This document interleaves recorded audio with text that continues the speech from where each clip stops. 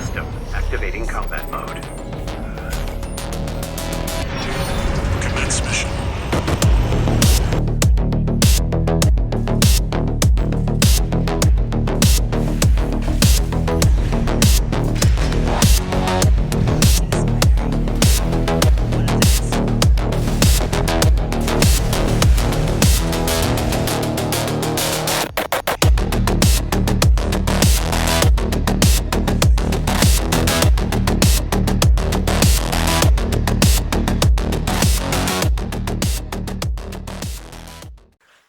In my last video, I mentioned how Ra2Grizz posted a video called The Perfect Mercenary.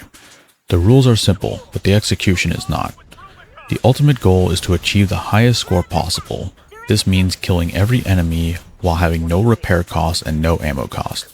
Ra2Grizz was able to achieve this on the Wall Climber mission, which got me thinking, can you beat Armored Core 6 with 0 repair and 0 ammo cost?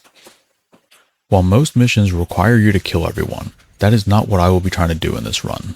If this video does well, I will go back and do the missions that I missed. With that out of the way, let's lay down the ground rules. All weapons are available. All OS tuning will be unlocked. This is not hitless, as all we care about is a repair cost being 0, so pulse armor can be used and ricochet is fine as long as we don't lose AP. We must complete each mission in order to get to the ending, but for the sake of making this easier on myself, I will be replaying the missions. This is a proof of concept challenge, so I will be doing it segmented, and I will be resetting checkpoints. If you wish to attempt this, please tag me in it so I can watch. That should be it, so let's go ahead and get started. We start with grid 135, which isn't too bad. There's a lot of small fodder that fires missiles, but we can navigate it with a bit of planning. What we really need to do is keep an eye out for the missiles and the delivery boys at the end. Destroying the artillery is not that bad of a mission if we don't have to kill everyone. For this, I use a very similar route to my hitless route to avoid as many enemies as possible.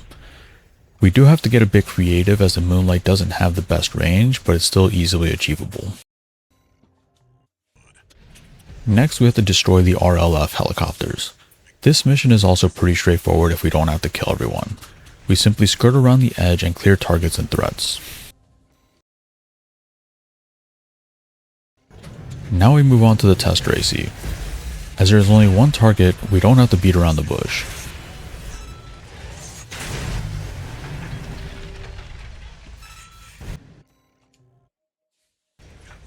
The dam is up next, and this mission is pretty easy since we have 2 allies that can soak up all the damage.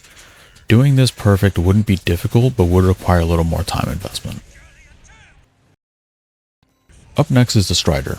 This mission also uses the hitless route, as we can just avoid a lot of the onboard weapons. Unfortunately for the Strider, our weapons are strong enough that we don't give it a chance to recover.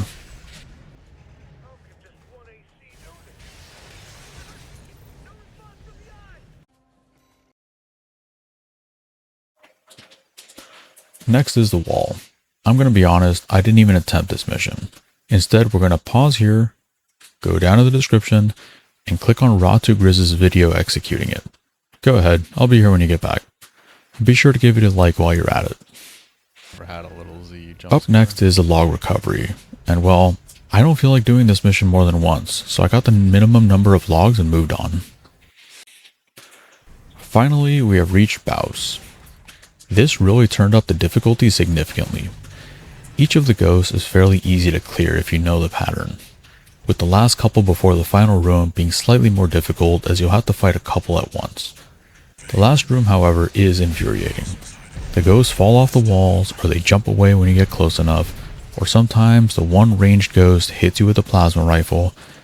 It got frustrating and I ended up just checkpointing this mission.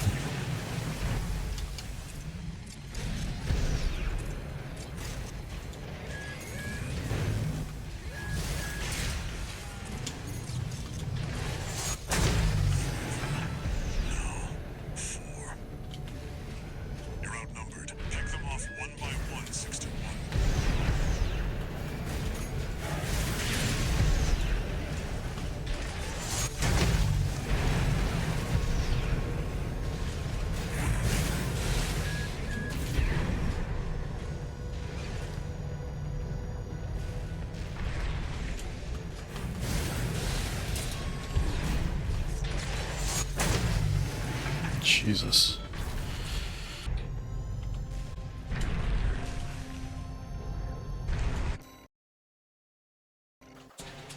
Finally, we arrive at the watch point. This mission does take some planning as there's a bunch of MTs scattered around and they're equipped with lasers and missiles. Your best bet here is to do your best impression of Jaws and eliminate them when they least expect it. After we've dealt with them, we make our way to the watch point where we want to fight Balteus. This fight took some practice to figure out, so I had to checkpoint this one as well. This fight was so precise that the only reason I was able to get it is because I turned up my frame rate from 60 to 120. This made the chainsaw deal the maximum amount of damage consistently, but I still had to resort to a punch at the end. Thank you, cat dude. Now I'm pretty sure you're asking two questions right now. The first one you probably asked a minute ago. How the heck did we kill Sula? Actually, that isn't too bad. Beautiful dog. I feel sorry for you. I really do. You may have survived a little longer. You had a different master.